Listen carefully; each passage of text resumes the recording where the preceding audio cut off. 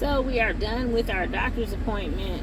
Went pretty good. They added a couple of things to our asthma plan. I thought we were going to be late, man. Coming up on this side of Atlanta is out of control. Our appointment was at 1 o'clock. I got at this little in this neighborhood, and there was a gas main break, so it was like 12:48. So running my mouth on the phone, talking to one of my favorite people, and there's a detour in the road, and the guy's like, I don't know around here, if there's a gas leak, then the city is supposed to put something out. So we didn't have anywhere to go.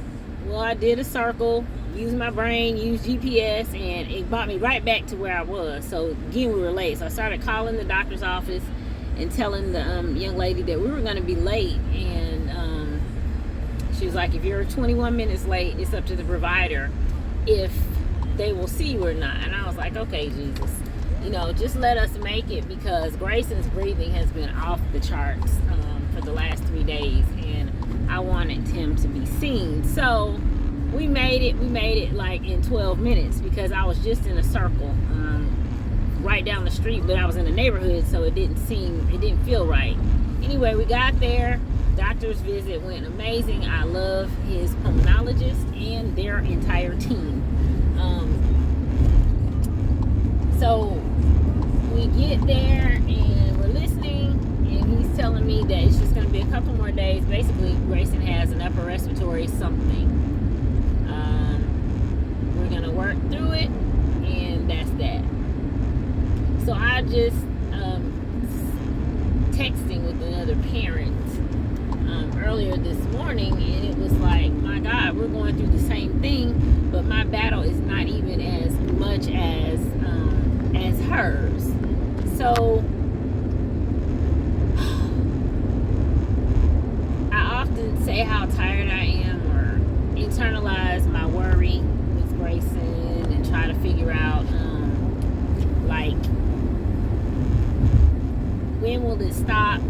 What is happening? And then you start hearing the stories, and I started hearing other children like coughing in the doctor's office, and I'm thinking, you don't have any problems. You really don't. So the complaining for me is I don't have to complain. But if you ask me how I'm feeling, I'm gonna tell you that I'm tired, because I'm tired. I'm tired as heck. And I don't have time for much other than just to do what I do and be tired. It's neither here nor there. It's got to be done. It's all got to be done. And it will get done. Here you go, Grayson, for your water. So you'll notice that a lot of my messages are about traffic and space and being kind and time and all of these things, because those are real life things. They're part of your day. And am I always kind? No. Am I always nice? No. But generally, it's what you should be doing, right? Just the right thing. And those of us that are not or don't want to, hey, that's your cross to bear. It is what it is. But for my son's sake and for my peace, I'm going to strive to do that every single day that I walk and talk and breathe. Now, I'm human. I am very human. So let's not take that out of the equation. And things slow down, just like these brake lights in front of me. They slow down quite often, and they come to a screeching halt. But we just navigate through them, and we keep going, and we ramble. We ramble a whole lot. But I was thinking about the space of a special needs parent. Again, not just single, but a special needs parent. It's a place of isolation. It can be a gray area, and it can be a grave place to be.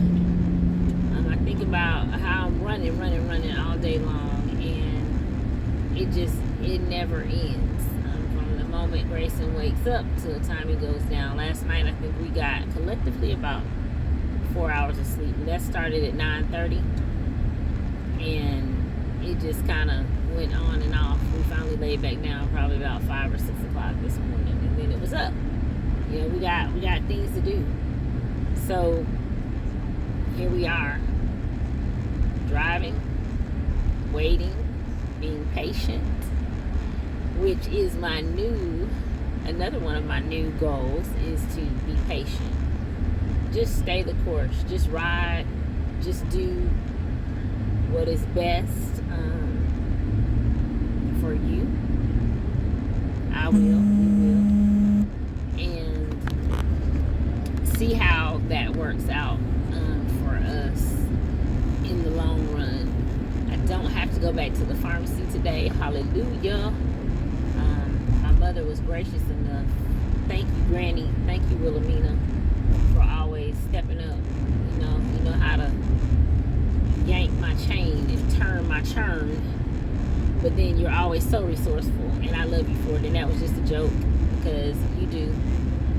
You step up, and you and my daddy are always right there, and I appreciate you for that. And I want to say that publicly, because I know at times I'm a little rough around the edges because I'm tired and I'm stressed and I feel like I'm being pulled in a million different directions. I realize that you need me, but you guys are doing a good job of taking care of yourselves, and I'm grateful that you're still able to, because I don't know how in the world I would be able to navigate that and Grayson at the same time. So thank you, Mommy, thank you, Daddy, thank you, friends that always check on us and love us and just send a kind word, a kind anything, because sometimes you're so low as a special needs parent that you could just blow on somebody and say, hey dog, hey cat, and you might break.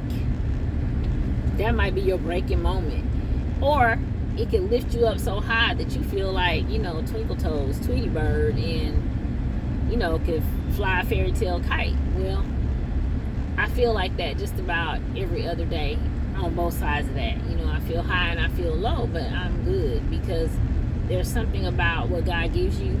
He does not give it to you because he knows what, he doesn't give it to you to torture you, but he knows how much you can bear. And so he has definitely done that for me, because there's no way in my other life, meaning in my head, that I could navigate daily through the process. Just simple things, getting up, getting dressed, feeding Grayson, a schedule. I don't know how I would have done it in my other life. He knew to wait for me to be a certain age and a certain level of maturity and stability in my life to give me this blessing back here. And it's definitely a whole blessing. And a lesson at the same time. Because if y'all saw my video, I was up at 2:49 this morning looking for an eyeball to some party glasses and money from the Tooth Fairy. That doesn't happen often. I am blessed with the fact that Grayson does not. He goes to sleep and he stays asleep. That wasn't how it started, but he does now, and I'm grateful for that. So I knew something was wrong today, and I knew we had to get to the doctor on yesterday. It was just a matter of time. So also listen to your kids. Pay attention to the way that they sound, the way that they move, and the way that they talk, because these nonverbals, these kids with developmental delays, i.e. what I have, Grayson is verbal, but he has developmental delays. He does let me know when things are wrong. He shows me through his body and through different functions that something is wrong. So I address it. I address it as soon as humanly possible. I try to make that happen.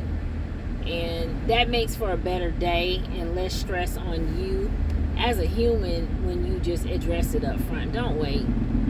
Don't wait. But that's basically it. We're in traffic. I'm going to show y'all how much traffic it is. Believable.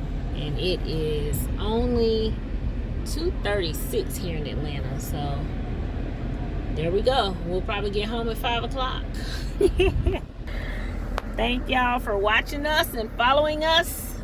Come see us on YouTube and our other Facebook pages.